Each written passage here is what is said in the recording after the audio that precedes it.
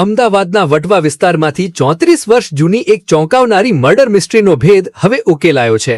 વર્ષ 1992માં ફરજાના નામની મહિલાની હત્યા કરવામાં આવી હતી અને ત્યારબાદ તેના મૃતદેહને વટવાના કુતુબનગર વિસ્તારમાં આવેલા એક મકાનના ખાડકૂવામાં દાટી દેવામાં આવ્યો હતો।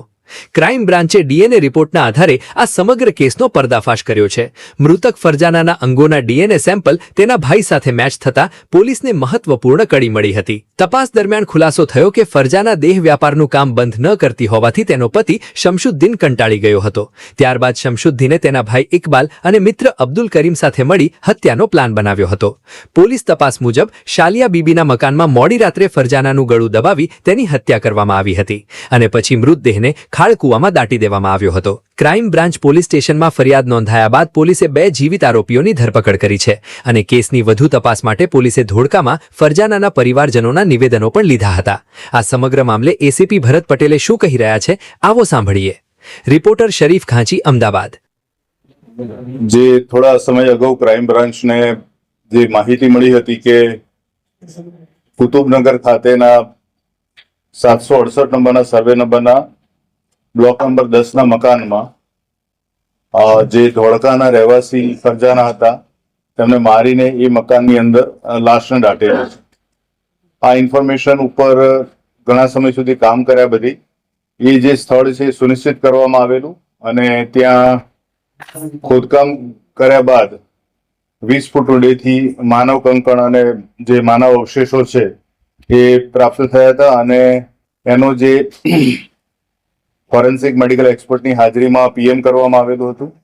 એ પીએમ બાદ એના જે સગા જે છે એટલે ફરજાનાના ભાઈ જે રાધનપુરી એમના ડીએનએ અને એમની બેન જે છે એના ડીએનએ લેવામાં આવેલા અને બંને ડીએનએ મેચ થતા આ જે અગાઉ જે માહિતી મળી હતી ને આ જે મૃતક જે ફરજાના છે એની સાથે સંકળાયેલા એની હત્યામાં જે સંડોવાયેલા આરોપી પૈકી 4 જે લોકોના નામ આવેલા હતા પ્રાથમિક દ્રષ્ટિએ એ 2 માંથી એક સાલિયા બીબી જે હાલ હયાત નથી, એનું 14 વર્ષ અગાઉ મૃત્યુ થયેલું છે અને એક અબ્દુલ કરીમ જે છે એનું પણ મૃત્યુ થયેલું છે।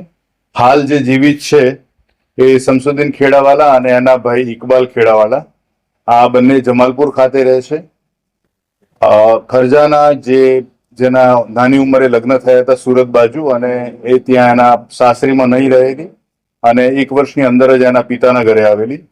ત્યારબાદ એની જે પોતાની સ્વચ્છંદી લાઈફસ્ટાઈલના કારણે એણે ઘરનો ત્યાગ કરેલો અને અમદાવાદ આવ્યા બાદ એ જ પ્રવૃત્તિમાં એ પ્રવૃત્ત રહેલી અને શમશુદ્દીનના સંપર્કમાં આવતા એની સાથે લગ્ન થયેલા। એની જે પ્રવૃત્તિ છે દેહ વેપારની એ લગ્ન બાદ પણ ચાલુ રહેતા, બંનેના વચ્ચે ખૂબ જ કંકાસ શરૂ થતા હતા અને શમશુદ્દીને સહન ના કરી શકતા એણે એના ભાઈ ઇકબાલ ખેડાવાલાની અને એ બંનેના મિત્ર અબ્દુલ કરીમની મદદ લીધેલી અને અબ્દુલ કરીમના જે ખૂબ જ નજીકના પરિચિત અને એમના બહુ સારા મિત્ર હતા એવા સાલિયા બીબીના ઘરમાં આ બનાવની રાત્રે શમશુદ્દીન અને ફરજાનાને બોલાવવામાં આવેલા। એ લોકો રાત્રે રોકાયેલા હતા અને રાત્રે આ 4 જણાએ સાલિયા બીબી, શમશુદ્દીન, ઇકબાલ ખેડાવાલા અને અબ્દુલ કરીમ, આ 4 જણાએ એટલે બંને એક આરોપીએ પગ પકડેલા, બીજાએ હાથ પકડેલા અને શમશુદ્દીને આ ગળું દબાવી અને એની હત્યા કરેલી। એ જે ઘર છે જે નંબર બતાવ્યો બ્લોક નંબર 10 ના મકાનમાં, ત્યાં અગાઉથી ખાડકૂવા માટે ખાડો ખોદવામાં આવેલો હતો મકાનની ઓસરીમાં અને એ ખાડો તૈયાર હતો જેથી એને જે મારી નાખ્યા બાદ આ જે ફરજાનાનો મૃતદેહ છે એમાં દાટી દેવામાં આવેલો અને ત્યારબાદ ઉપર પ્લાસ્ટર પણ કરી દેવામાં આવેલું।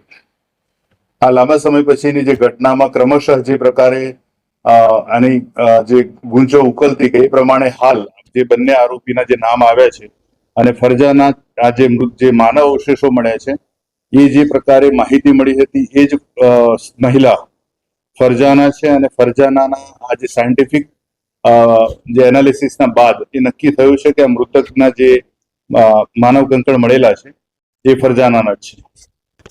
ફરજાનાના જે ડીએનએ છે એના ભાઈ અને બેન બંને સાથે સરખાવવામાં આવેલા અને આ પુરાવા મળતા અને શમશુદ્દીન સાથેના સંબંધોના પણ પુરાવા મળતા ગઈકાલે બંને આરોપીને અટક કરવામાં આવેલા છે અને આ બંને આરોપીઓને નામદાર કોર્ટમાં રજૂ કરી બધું તપાસ અર્થે રિમાન્ડ ઉપર મેળવવામાં આવનાર છે। આ જે ફરજાનાનું જે પાત્ર જે છે આખા કેસમાં એના માટે આમ જોવા જઈએ તો પરિવાર તરફથી એના પ્રત્યે કોઈ લાગણી નહોતી કે એની કોઈ દરકાર રાખનાર નહોતું, કારણ કે એ જે પ્રકારની પ્રવૃત્તિમાં પ્રવૃત્ત હતી. ત્યારબાદ એણે એનો પિતાનું ઘર છોડ્યું, ત્યારબાદ અમદાવાદ આવ્યા બાદ પણ એ એની પોતાની રીતે લાઈફ જીવતી હતી અને ઘણા પુરુષોના સંપર્કમાં પણ હતી. અને આ વસ્તુમાં શમસુદ્દીન સાથે લગ્ન થયા બાદ પણ આ જ પ્રકારે એ એની પ્રવૃત્તિમાં રહેતા. બંને વચ્ચે ખૂબ જ ખટરાગ અને કંકાસ શરૂ થયેલા. થોડો સમય માટે શમસુદ્દીને ફરજાનાને નડિયાદ ખાતે પણ રહેવા મોકલેલી, પણ એ ત્યાં પણ ન રહી અને પાછી અમદાવાદ આવી ગયેલી. એટલે બધાને, એટલે જે ચારે આરોપી છે એ પૈકી સાલિયા બાબીના ઘરનો ઉપયોગ થયો છે અને સાલિયા બીબીના જે સપોર્ટ મળ્યો, સહકાર મળ્યો આ ગુનાને અંજામ આપવા માટે એ છે. અબ્દુલ કરીમ જે છે એ ઇકબાલ ખેડાવાલા અને શમસુદ્દીન ખેડાવાલાના મિત્ર છે.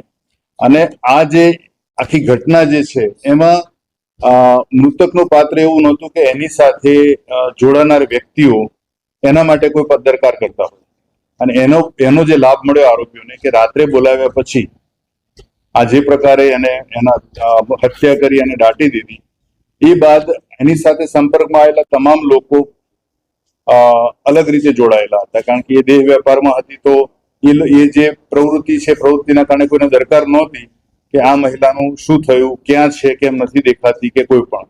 અને એના જે પિતા તરફથી જે પરિવાર જે છે ત્યાંથી પણ એમને એવું જ હતું કે આ ઘર છોડીને જતી રહી છે, એ એની રીતે જિંદગી જીવતી રહેશે.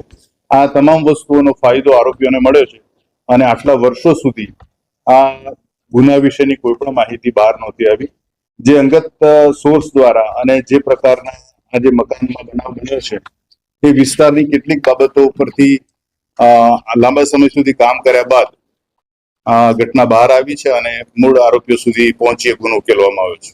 આરોપીઓમાં જે શમસુદ્દીન છે અગાઉ અનાજ દળવાની ઘંટી ચલાવે છે, અને જે ઇકબાલ જે છે એ પણ અલગ અલગ પ્રકારનો છૂટક વેપાર ધંધો કરે છે. સાલિયા બીબીનું જે મકાન છે, એટલે સાલિયા બીબીને પોતાને દીકરા દીકરી મળીને કુલ 7 જેટલા સંતાનો છે. એ પૈકીની એને એ ઘરને પછી આ હત્યાનો બનાવ બન્યા થોડા વર્ષો બાદ એ ઘરની વચ્ચે એને દિવાલ ચણેલી અને એમાં એક સૌથી નાના દીકરાને એક ભાગ આપેલો અને એક ડિવોર્સી એમની દીકરી છે એને એક ભાગ આપેલો.